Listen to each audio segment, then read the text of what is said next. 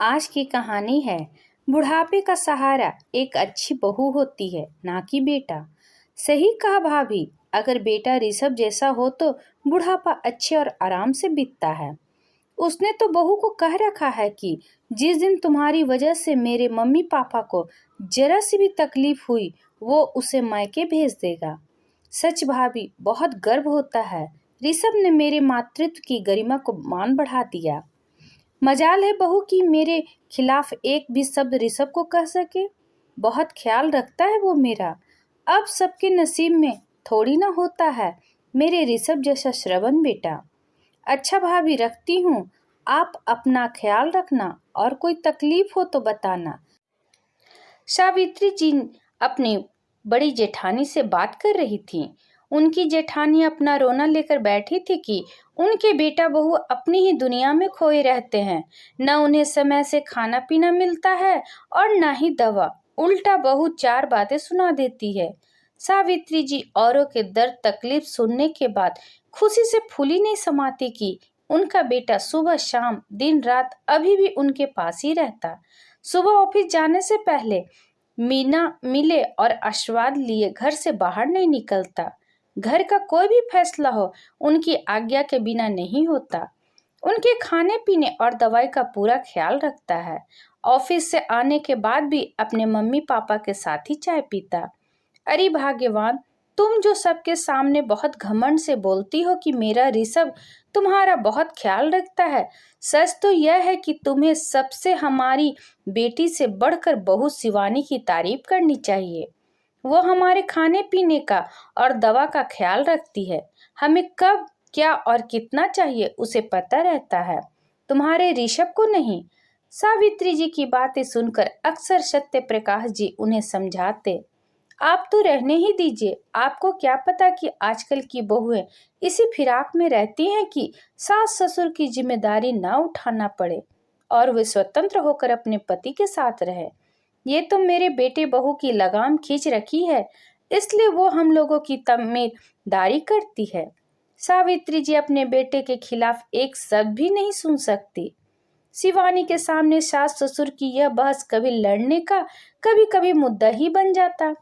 अब तो मुस्कुराकर सत्य प्रकाश जी बोलती, पापा जी आप मम्मी जी को क्यों चिढ़ाते रहते हैं? मैं और ऋषभ अलग नहीं हैं।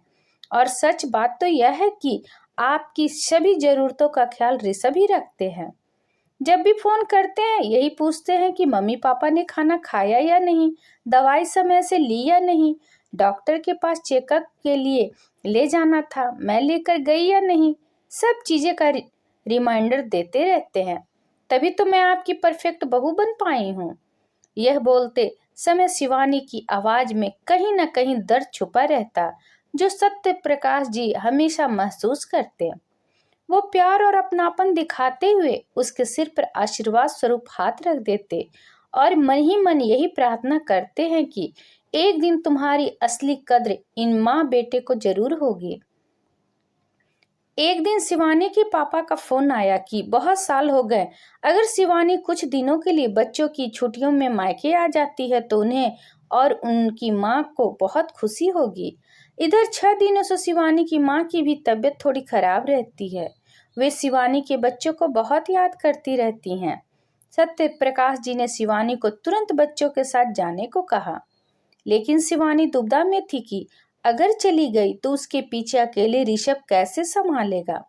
तुम परेशान क्यों हो रही हो? मैं उनका बेटा हूँ, तुमसे ज्यादा अच्छे से देखभाल करूंगा। तुम यहाँ की चिंता छोड़ो, मैं मम्मी पापा अच्छे से मजे करेंगे। तुम कुछ दिन, मैं तो कहूंगा कि तुम 15 दिन की छुट्टी बिताकर आना। ऋषभ ने बहुत अकड़ से कहा, हाँ हाँ बहू, तुम बेफिक्र होकर जाओ, ऋषभ है ना, सब संभाल लेगा। क्यों सावित्री जी, आपका बेटा अकेले हम दोनों को संभाल लेगा ना? सत्य प्रकाश जी ने सावित्री से पूछने लगे। हाँ, क्यों नहीं संभाल पाएगा, मेरा बेटा ही तो सब संभालता है। सावित्री जी भी अकड़ से बोली। शिवानी भी बेफिक्र होकर चली गई और पीछे रह गए ऋषभ और मम्मी पापा। शिवानी को भेजकर ऋषभ ऑफिस चला गया। शाम को लौटते समय ऋषभ ने सोचा कि दुकान से ही समोसा कचौरी शाम के नाश्ते के लिए ले लेता हूँ। घर पहुंचकर ऋषभ ने जब प्लेट में समोसा कचौरी रखा तो सत्य प्रकाश जी बोले, तुझे पता नहीं है या फिर याद नहीं है कि बाहर का तला भुना सब बंद है मेरा। बेटे को बचाने के लिए सावित्री जी तुरंत आगे आ गईं। उसे याद था, लेकिन मैंने ही इसे लाने के लिए कहा था। एक दिन खा लोगे तो कोई फर्क नहीं पड़ेगा, इसलिए आज खा लो। रात होते होते सत्य प्रकाश जी को गैस चढ़ने लगा और उनके हाथ पर ढीले होने लगे। सावित्री जी तुरंत दवाई का डिब्बा ले आई और उसमें से ऋषभ का दवाई निकालने को बोलने लगी, लेकिन ऋषभ को कुछ समझ नहीं आ रहा था। मम्मी, इनमें से कौन सी दवा है आप लोगों जो रोज खाते हैं? तो आपको पता होना चाहिए। बेटा, दवा हम लोग रोज खाते हैं, लेकिन निकाल कर बहू ही देती है। तो बहू को जल्दी फोन लगाकर पूछ, सावित्री जी ने कहा। ऋषभ ने फोन करके शिवानी को बताया कि पापा को गैस चढ़ गई है। शिवानी ने तुरंत दवा का नाम बताया।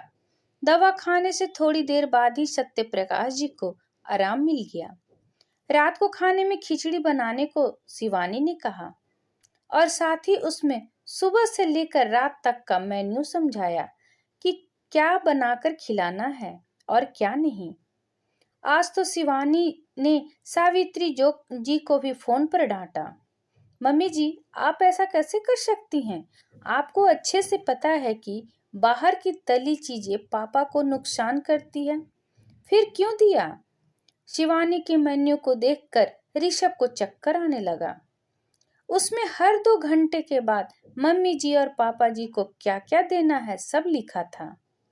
मेन्यू पढ़कर ऋषभ सोचने लगा कि शिवानी सब कैसे करती थी।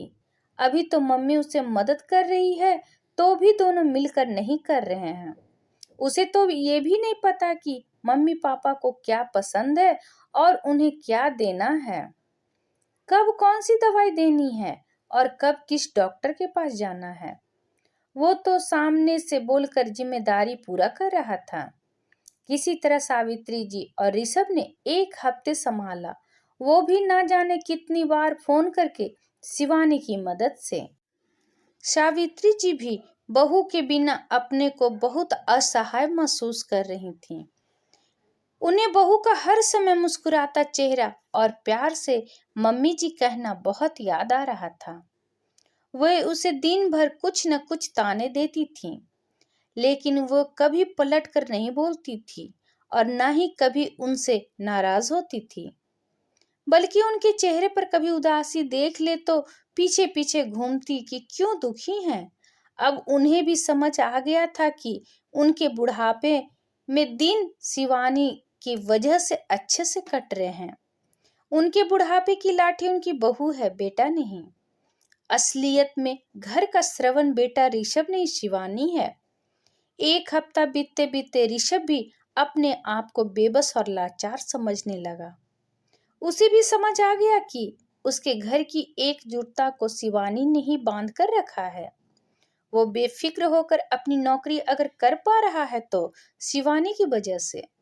वो सिर्फ घर की चिंता दिखाता है, लेकिन शिवानी चिंता मिटाती है। उसके घर की खुशियां और समृद्धि शिवानी से है। ऋषभ ने तुरंत शिवानी को फोन लगाया और उससे घर वापस आने को कहा। शिवानी के घर आते ही सावित्री जी ने उसका स्वागत उसकी नजर उतारते हुए किया और कहा, बहू, अब हमें छोड़कर यूं मत जाना। मैं बहुत गलत थी, हमेशा सामने से मानने से इनकार करती रही कि बहू नहीं, मेरा बेटा ध्यान रखता है, लेकिन असलियत में तुम्हारे बिना यह घर चल ही नहीं सकता। तुम मायके गई, यहाँ तो घर की सारी व्यवस्था ही बिगड़ गई और मुझे भी पता चल गया कि इस घर की मुख्य आधार हमारी बहू रानी ही है। ना भाभी, हमारा बुढ़ापा बहुत अच्छे और आराम से इसलिए बीत रहा है कि क्योंकि शिवानी हमारी बहू है। हमारी घर की खुशियां उसी के दम से है और सबसे बड़ा सत्य यही है कि बुढ़ापे का असली सहारा एक अच्छी बहू होती है, ना कि बेटा। सावित्री की बात सुन सत्य प्रकाश जी मुस्कुरा रहे थे कि देर से ही सही, तुम्हें बहू की कद्र तो हुई।